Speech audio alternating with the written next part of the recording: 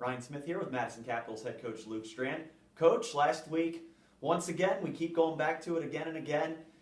Your team continues to be the comeback kids, and you keep saying, and everyone on the team is probably saying, can we just play from the front for once? But once again, you come back in a pair of games on the road to pick up a few victories in Dubuque and Green Bay. Talk about just the continuing nature of your team's comeback. Yeah, I think finding right now success with whatever the outcome may be. I just found we've done it different ways, and as a group, I think pretty resilient group. They've shown it time and time again, and we'd love to play from the front for sure. And it's something we just got to work on because it'll come back and bite us here if we don't take care of it. And at the same time, those are two great environments to find some truth about your team to come back in. Going back to Friday night in Dubuque against the Fighting Saints, you guys were down 5-3 in the third, came back and ended up winning that one in a shootout. Game was really physical. There were over 100 minutes in penalties. Yet the interesting caveat and all of that, your team was only shorthanded one time that entire game. What were your thoughts on your team in terms of standing up for themselves while not taking minor penalties and putting them down shorthanded in some pretty crucial situations there? I thought the guys really responded. It was one push we've been putting on our guys here a little bit about that team resilience and the ability to have some team toughness. You look at Pets and he's done all the dirty work in a lot of ways, and we have to get that off his plate and let him play a little bit. At the same time, when a guy sticks up for another teammate, it says a lot about your group, and those are strides we got to continue to grow through and make. But I do think that once that all started occurring, it really got us involved and invested in the game, and sometimes that's the devil's advocate for what you need there.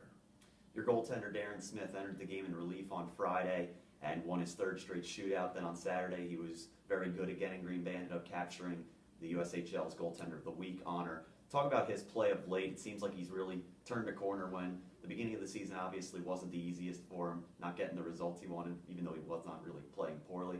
What does it say about his game, the way he's been able to sort of find his game the last couple of weeks? I think you got to be happy for a goalie in this league. I mean, this league is it can be terrorized into a goalie. I think in a lot of ways there's so much depth and skill level.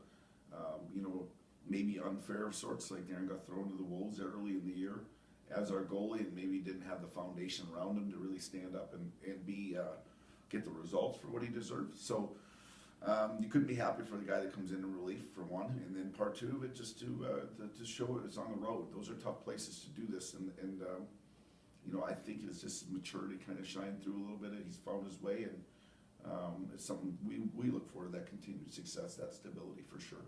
Looking ahead to this weekend now, you finally get to see teams that aren't named Green Bay or Dubuque.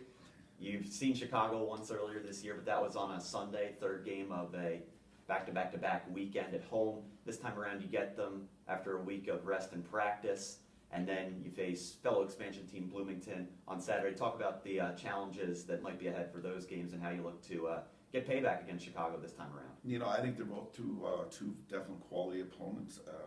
When you start to play your conference over here, and those points start to maybe add up a little bit more for yourself. I mean, we've got a common opponent there with Chicago.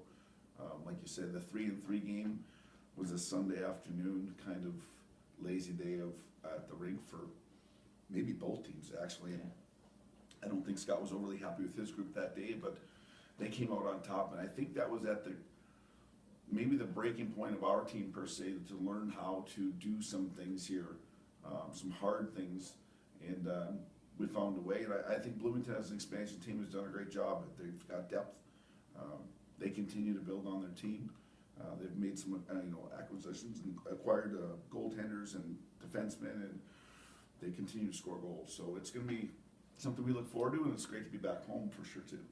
Capitals have not lost in regulation since November the 2nd against Chicago in the first meeting between the two clubs this year. They'll face Chicago on Friday at 7 p.m. and then Bloomington on Saturday at 7. Both those games can be heard on 106.7 FM, 1670 AM, The Zone.